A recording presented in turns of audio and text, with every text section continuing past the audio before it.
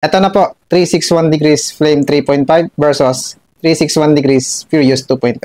Disclosure, itong mga sapatos na ito ay pinadala sa akin ng 361 degrees official store para gawa ng review. Pero hindi ako binabayaran para gamitin o gawa nito na review. At lahat ng sasabihin ko dito ay walang ibang nakapakinig o nakakita nitong video bago ito i-upload dito sa YouTube. So bago natin guys umpisahan, baka pwede mo naman i-like yung video ko. Pa-subscribe na rin ako. Maraming salamat. Guys, yung lahat ng sasabihin ko dito ay based sa experience ko sa dalawang sapatos na ito. Itong dalawang sapatos na ito ay ginagamit ko sa speed workout at long run. Hindi nagkakalayo yung mileage nito, so mabibigyan ko kayo ng magandang comparison nito. Breathable itong dalawa guys, pero mas nakakaangat sa pagiging breathable si Furious 2.0. Maayos parehas yung lacing system nito guys, hindi basta-basta lumuluwag yung mga lace nito. Yung pakiramdam ko dito sa dalawang to kapag suot ko ay secure na secure yung paa ko. Parehas malambot at responsive yung mga midsole nito, pero mas malambot si Furious 2.0. Parehas stable itong dalawang sapatos na ito, pero mas nakakaangat si Flame 3.5. Sa durability naman guys ng outsole, parehas silang matibay. Parehas silang masarap itakbo, pero sa pagiging comfortability, mas comfortable si Furious 2.0. Bakit ko nasabi? Pagdidikitin ko guys, tapos ilalapit ko dito sa camera. Pansinin nyo yung toe box niya.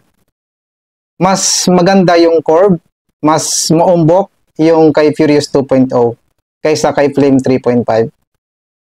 Ibig sabihin nun, mas maluwag yung toe box ni Furious 2.0. Sa itsura naman guys, mas pipiliin ko si Furious 2.0. Tingnan nyo guys, oh. Mas premium tingnan si Furious 2.0.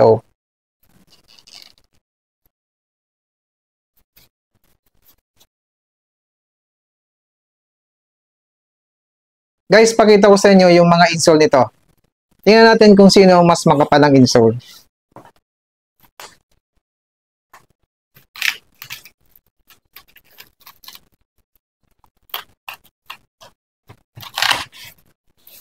Ito yung kay Furious 2.0.